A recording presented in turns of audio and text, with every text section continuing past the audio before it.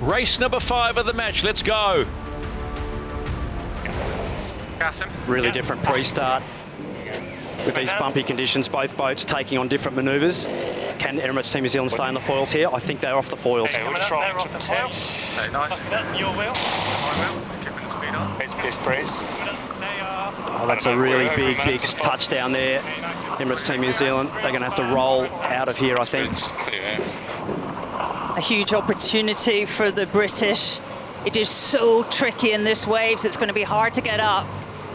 Really difficult to spin these boats down speed, so Emirates Team New Zealand will be very much stuck in irons there, doing everything they can to get the bow down. This could just be the weakness, the chink in the armour that the British have been waiting for. All about the foil here, no problem with them.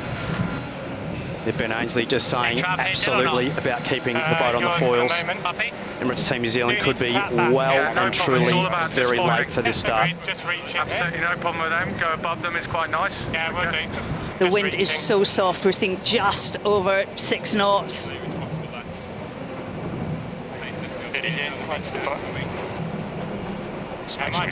British will make sure they sail right in front of Emirates Team New Zealand and actually make sure that their wing wash makes it difficult for the Kiwis to get going as well. They look early for the boats, I'm not sure. Not the view that Nathan Outridge would have been hoping for. Up on starboard here, so just trying to get up one. Don't need to start moving until they're on. Yeah.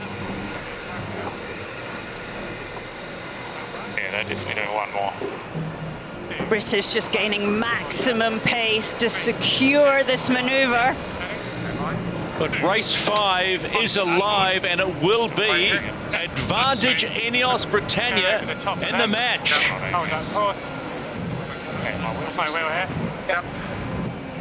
The British team will just sail past, providing more wing wash. They'll dip start. They are on the foil, and Emirates Team New Zealand absolutely dead in the water at the moment. So the British will dip start, and they will be launched.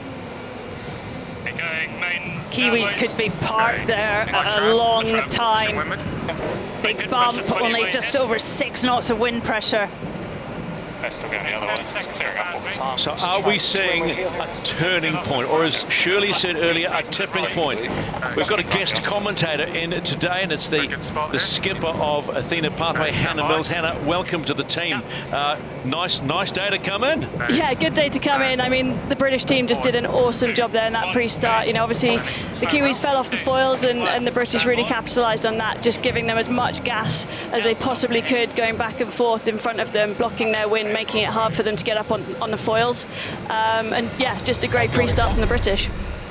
Just having a look at this manoeuvre, they would have been jibing directly into their own gas here.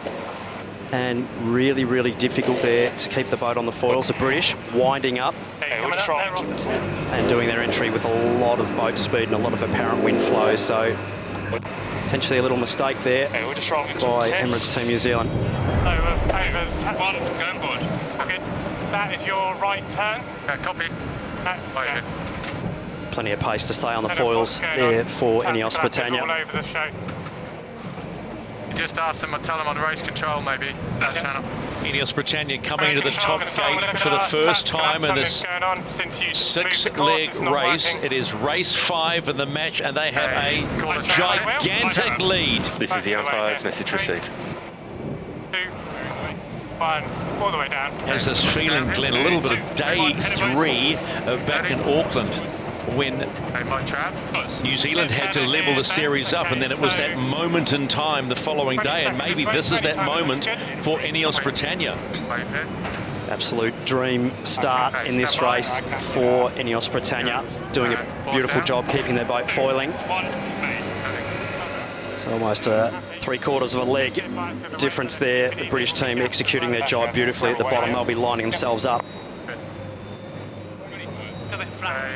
We have said on so many occasions there is not too much difference in these sailing teams, and it just will take a little bit of a moment to put the pressure back on the other team as Ineos Britannia now completes leg number 2 of 6.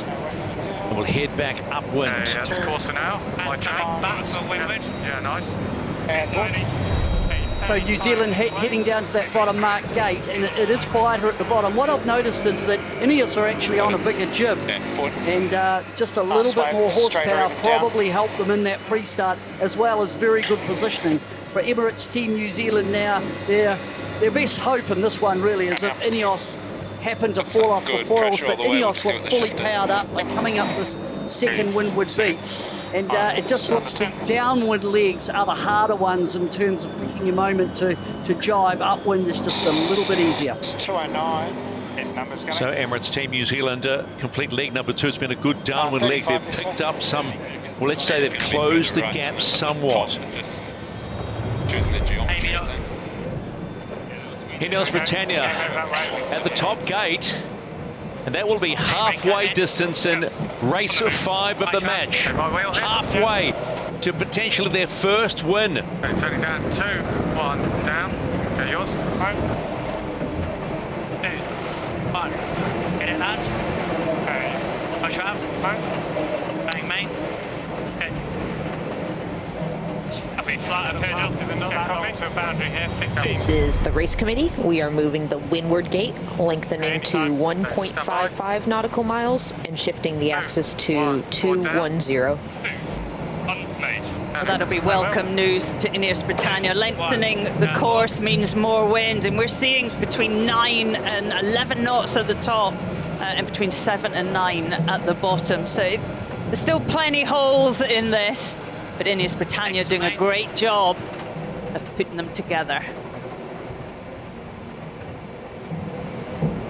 Comment shooting at the bottom here, I think. There's good pressure out there. Left turn. Left turn's good. Just be about minimising manoeuvres now for the British team and just sailing the boat well from here. Okay, yours, Susie. They will not get mown down through performance. It'll only be through a mistake that we'll see Ineos Britannia concede to the Kiwi team. Ineos Britannia, that's 4 legs done. Final upwind leg facing them. Okay, jib's good. Fine. Yep. Let me stay flat, Bill. Yep. Can we just go when we think the gas is good? Ineos Britannia just sailing into a really big right hand bending pressure there, so that'll help them. 29 knots of boat speed, sailing into some really big seaway there. Nice wave. As this breeze increases, the boats actually get easier and easier to sail, so they'll be pretty much on a delivery trip from here. Not much that the Kiwi team can do to dig their way back into this. Ineos Britannia approaching the top gate for the final time. When they round it, they are heading home and heading home to the finish line. And they look odds on to pick up their first win in the match. 100. Day 4 of this cup is turning into a monster day for Ineos Britannia and their legion of fans. That's good pressure here. 35 this way, happy to extend this way with this ship.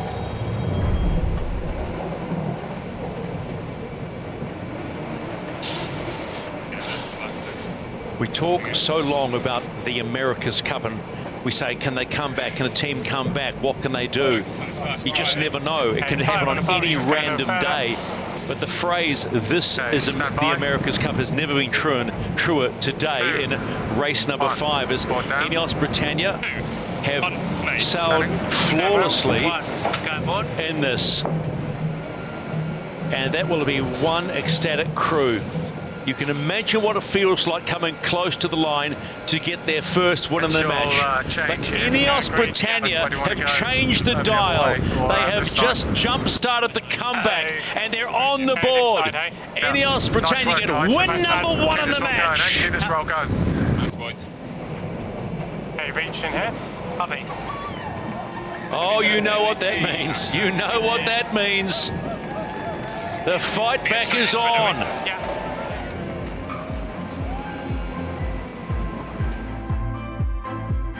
And finally, for desperate British fans, there's the dot that you want to see. The first green dot. You're on the board. And it's on.